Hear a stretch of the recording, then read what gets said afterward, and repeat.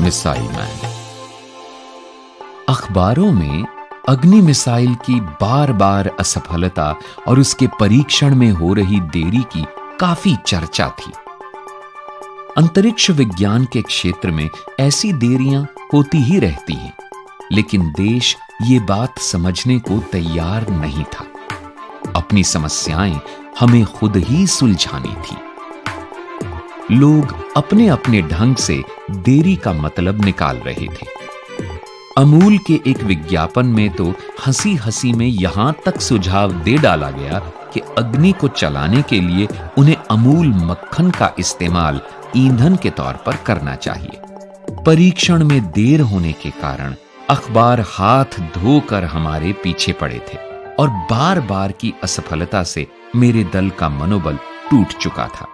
मुझे वे अनेक अवसर याद आए जब हमारे दल के नेताओं ने हमारा मनोबल बढ़ाया था। मैंने सोचा कि क्यों ना मैं भी ऐसा ही कुछ करूं। मैंने एक सभा आयोजित करके अपने दल के 2000 सदस्यों को संबोधित किया। हमें एक महान अवसर दिया गया है। सभी बड़े अवसरों के साथ बड़ी चुनौतियां भी जुड़ी होती हैं। हम हिम्मत नहीं हार सकते। हमारे देश को हमसे कम से कम इतना तो मिलना ही चाहिए।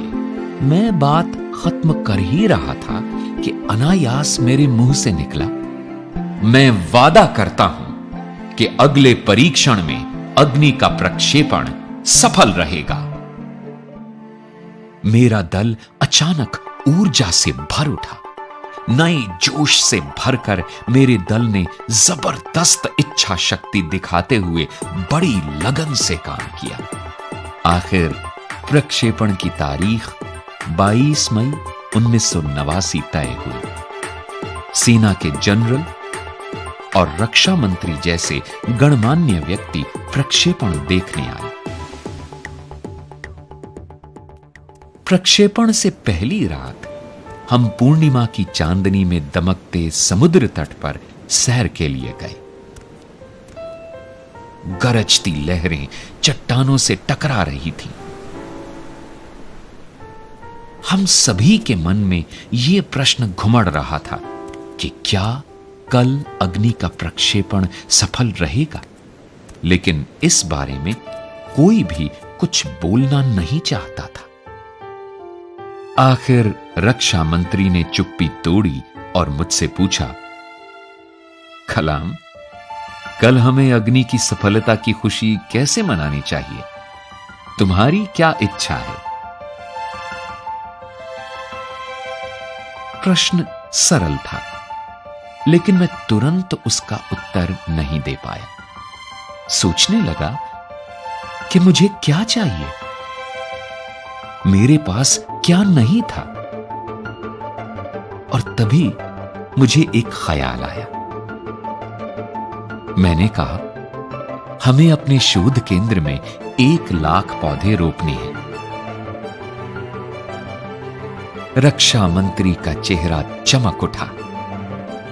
उन्होंने गदगद होकर भविष्यवाणी की, अग्नि की सफलता के लिए धरती माता तुम्हें आशीर्वाद देगी।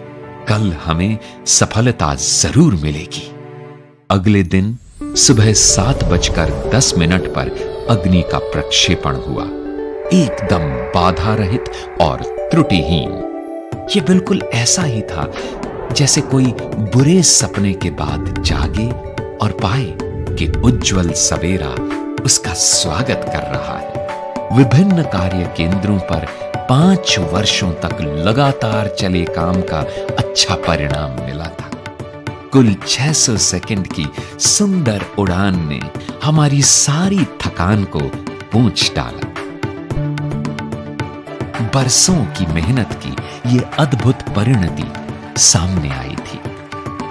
ये मेरे जीवन के महानतम क्षणों में से एक था और हमेशा रहेगा।